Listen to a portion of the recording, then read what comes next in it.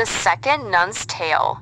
In a realm where heaven kissed earth lives Cecilia, a maiden of unapparelled virtue. Destiny, however, span a web of intrigue around her, a tale of love, sacrifice, divine intervention. This is her story. Saint Cecilia was birthed a Roman and tutored in the ways of Christ. She dreaded the day that she must marry and give up her virginity. However, she came to be engaged to Valerian.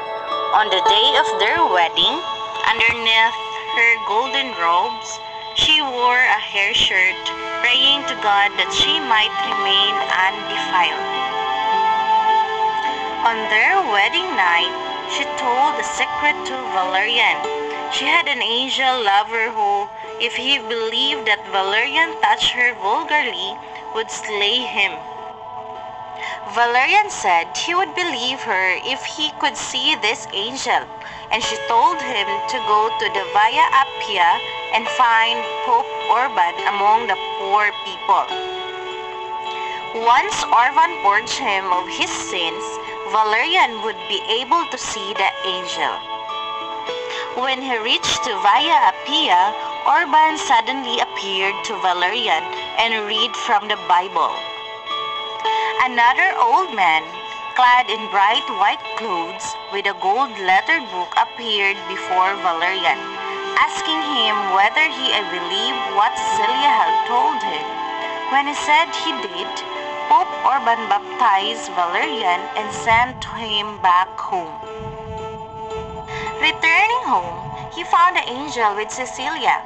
This angel had brought 2 crowns of flowers from paradise that will never wilt, and gave one to Cecilia and one to Valerian.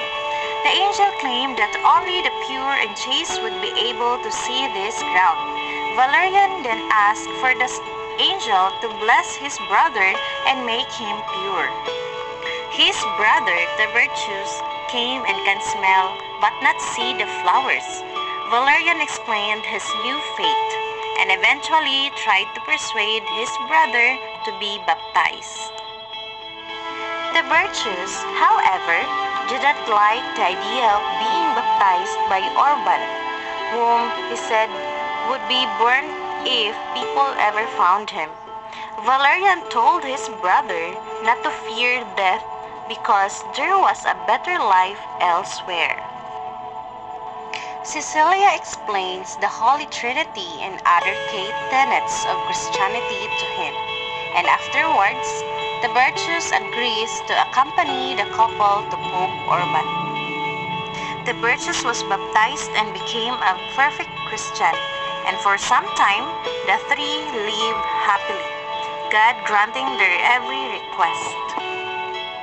However, the sergeants of the town of Rome sought them and brought them before Almachius the Perfect, who ordered their death.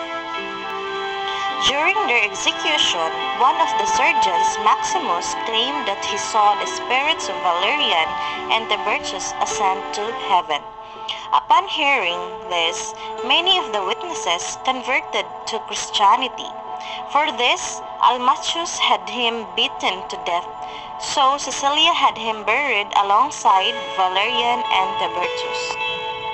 Almachius summoned Cecilia, but she refused to appear frightened of him or bow to his power, and when she was given the choice of forego Christianity or perform a sacrifice, she refused both of her options and condemned Almachius for placing false idols.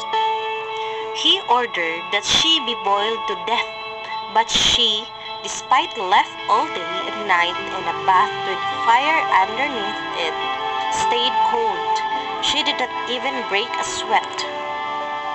Almachius then commanded his servant to slay her in the bath, and though he struck her 3 strokes in the neck, he could not decapitate her, and she lay there half dead. Christians stopped the blood with sheets, and although she lay there for 3 days in agony, she never stopped teaching them the Christian faith. She even preached to them, giving them her property and her things. And after 3 days, she died, and her body was taken to Pope Urban. He buried her by night among the other saints, and consecrated her church, still worshipped to this day as the Church of Saint Cecilia.